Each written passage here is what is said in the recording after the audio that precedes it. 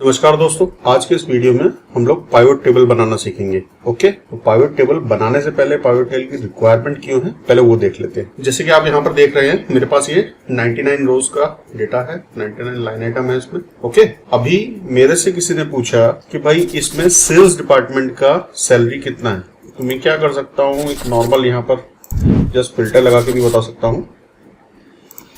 Okay, ये रहा 2,17,000। अब सेल्स डिपार्टमेंट में नॉर्थ रीजन वालों की सैलरी कितनी है, तो जस्ट एक फिल्टर और लगा देता हूं, यहाँ पर नॉर्थ सेलेक्ट कर लेता हूं, तो 88,750।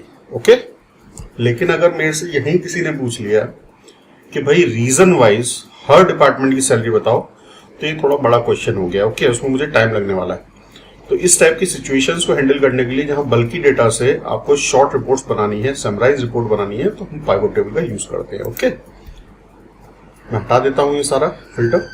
ओके, और इस डेटा सेट में कहीं पर भी क्लिक करके, किसी भी सेल पे क्लिक करके मैं जाता हूं यहाँ होम के बाद इंसर्ट में पाइवट टेबल्स। ओके, तो पाइवट टेबल आप देखेंगे तो यहाँ दो ऑप्शन दिख रहे होंगे। रिकमेंडेड पाइवट टेबल पे जब मैं क्लिक करता हूं तो ये मुझे ऑलरेडी प्री डिजाइन कुछ सैंपल्स दिखाता है। ओके, जैसे यहाँ पर फर्स्ट में देखेंगे, यहाँ पर रीजन वाइज टोटलिंग सैलरी आ रही है, यहाँ रीजन वाइज काउंट आ रहा है एम्प्लॉइज का। ओके, ऐसे ही कुछ और सैंपल्स हैं। ठीक है, तो हम इससे ना जाके इसे हटा देते, कैंसिल करते हैं, खुद एक पाइवट टेबल बनाते हैं। ओपन करता हूं और फ्रॉम टेबल रेंज। ओके, जैसे मैंने क्लिक किया तो मेरे पास एक प्रॉम्प्ट आया, जिसमें आप देखेंगे मैंने सिर्फ एक सेल सेलेक्ट करके पाइवट टेबल बनाने के लिए बोला, तो इसने ऑटोमेटिकली पूरी रेंज सेलेक्ट कर ली है। देखिए आप नीचे तक, है ना। ठीक है दोस्तों, नेक्स्ट ये हमसे पूछ रहा है कि नई शीट में बनाना है या फिर एग्जिस्टिंग। अगर एग्जिस्टिंग तो एग्जिस्टिंग सेलेक्ट करके, जैसे यही बनाना हो तो मैं यहां सेलेक्ट कर सकता हूं, और नई बनाना हो तो नई शीट के लिए। ओके, तो हम नई के लिए जाते हैं और ओके पे क्लिक करते हैं। आप देखेंगे यहां पर ये आ गया है और ये उसकी फील्ड्स आ गई हैं सारी।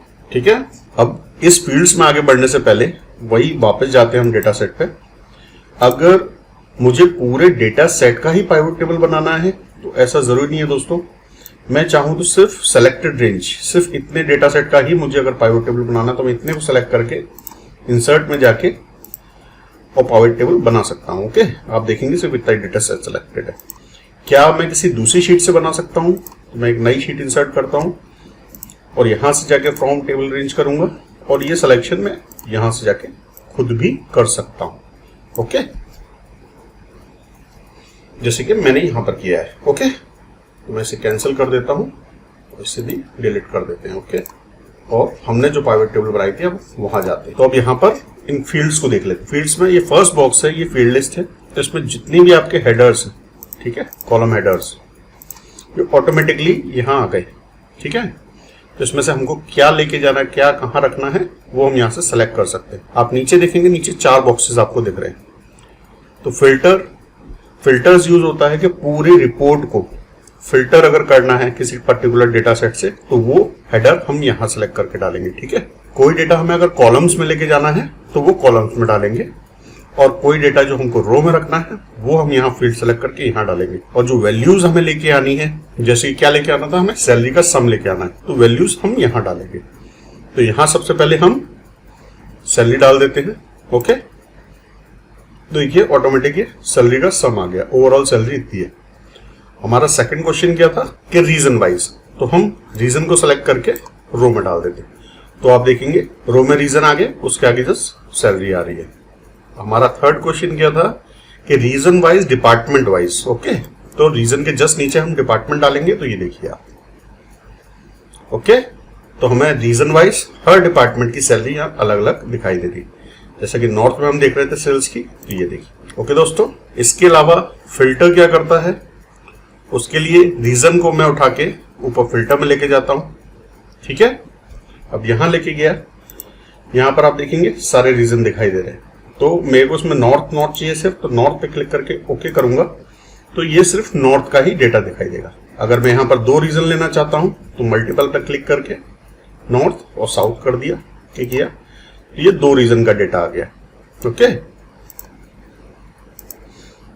ऑल पे क्लिक कर देता हूं तो ये सभी रीजन्स का डेटा आ गया। ठीक है दोस्तों, तो ये आज हमारी फर्स्ट पाइवट टेबल हमने क्रिएट की है। पाइवट टेबल क्रिएट करते समय कुछ चीजों का विशेष ध्यान रखना चाहिए दोस्तों। पहली चीज, जो आपका डेटा सेट है इसमें कोई भी मर्ज सेल नहीं होना चाहिए। जैसे आप मर्ज करके हेडिंग डाल देते, कुछ कर देते हैं ना, बीच में कोई सेल मर्ज कर दिया, ये नहीं होना चाहिए। दूसरा, हमारे हेडर्स का प्रॉपर नाम होना चाहिए। उसका रीजन है, नाम नहीं होगा तो आप यहाँ पर तकलीफ आएगी आपको डेटा को असाइन करने के लिए, है ना, कि कौन सा डेटा मेरे को कहाँ लेके जाना है। थर्ड, अननेसेसरी हेडर मत डालिए। एक हेडर यहाँ पर है, इसके ऊपर भी पता लगा मैंने मल्टीपल हेडर डाल दिया तो वो आपको दिक्कत देगा। ठीक है, तो सिंगल हेडर का यूज करिए, वो बेटर है। अब यहाँ पर मेरा पाइवट टेबल आ गया है, मैं इसका नाम रख देता हूँ, ओके, और वापस से रीजन को हम यही ले आते हैं। ठीक है, तो आज के लिए दोस्तों इतना ही। आप लोगों को कैसा लगा वीडियो प्लीज कमेंट्स में बताइएगा।